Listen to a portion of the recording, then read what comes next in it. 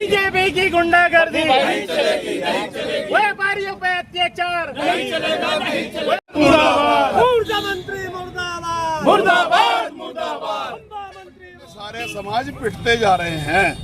यहाँ तालिबानी आदेश और फरमान कल देखने को मिला। क्रांति धरा थर्रा उठी और तमाम समाज की आत्मा कांप उठी कि जब एक व्यापारी के बेटे से नाक रगड़वा कर उसकी पिटाई करी गई।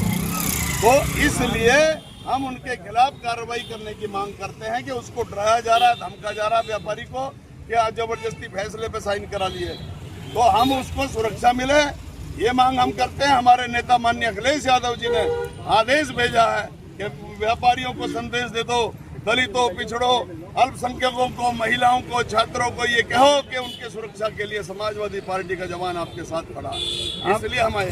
आप व्यापारी से मिलने गए थे, मुलाकात की आपने? हम गए थे मिलने, उनने डर के मारा ये कहने लगे हाथ जोड़ के, साहब हमें माफ कर दो, हम पे जो है यहाँ यही इलाका है जिसका क्योंकि यहाँ खौफ है। मंत्री जो क्षेत्र का है उस मंत्री के इशारे पर मिलने से मना किया हुआ है हमें।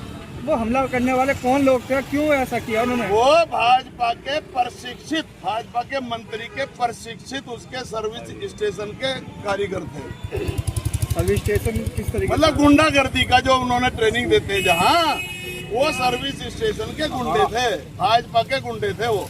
लेकिन कल तक तो आप भी उसी पार्टी से थे जुड़े। तो जब गुंडागर्दी की जब ट्रेनिंग मिलती थी तो हम वहाँ से कूद के समाजवादी में भाग गए, वापस घर वापसी कर ली कि बचाओ इन गुंडों से।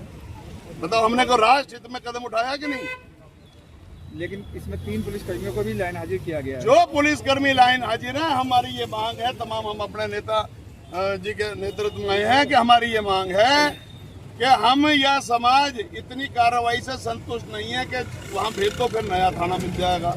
सस्पेंड करो, इनको बर्खास्त करो।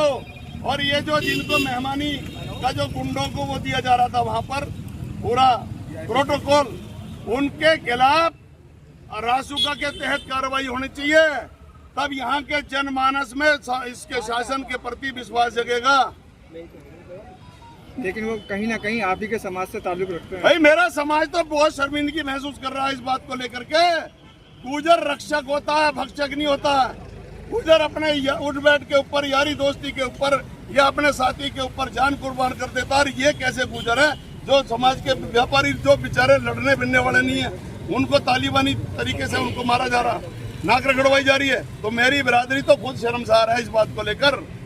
जब हमने परिवार से बात करी, परिवार कहते थे कि हमारा तो फैसला हो गया, हम कुछ नहीं चाहते, हम न तड़पने की इजाजत है, न फरियाद की है, और घुट घुट के मर जाऊं ये मर्जी मेरे सयाद की है। इस नीति के तहत फैसला हुआ है, डरा करके, धमका करके, यानी कि आवाज मत निकालो, ठीक है ना, इस तरीके से उसको डरा दिया गया। वो बेचारे बहुत शरीफ परिवार का बच्चा। वो तो कह रहे हैं वोटर हम उस टाइम से जब दिया होता था। ये भाजपा के ना, ये सबका इलाज धीरे धीरे सब होता जा रहा है। सारी बिरादरियां जितनी भी है, किसी को नहीं बकस रहे है, सबका इलाज हो रहा है। ये बताओ जब बढ़िया पिटेगा तो बच कौन गया?